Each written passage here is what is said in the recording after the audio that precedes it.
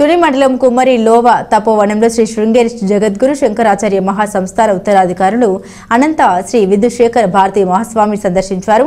తపోవనం పీఠాధిపతి శ్రీ సచ్చిదానంద సరస్వతి స్వామీజీ ఆధ్వర్యంలో భారతీ స్వామికి మంగళ వాయిద్యాలతో పూర్ణకుంభ స్వాగతం పలికారు.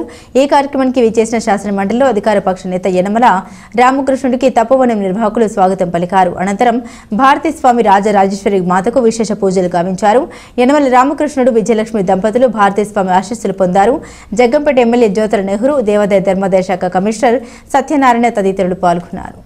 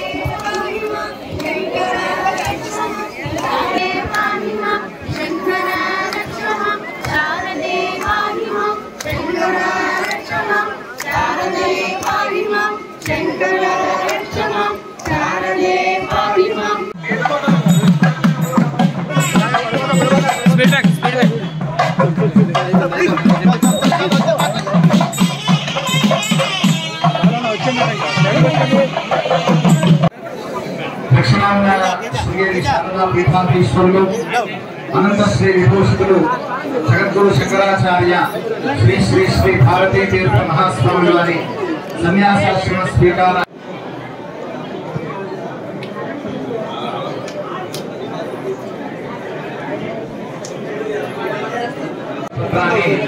శ్రీ సచ్చిదానంద సరస్వతి స్వామి వారు జగద్గురు మహాస్వామి వారికి సమర్పిస్తున్నారు.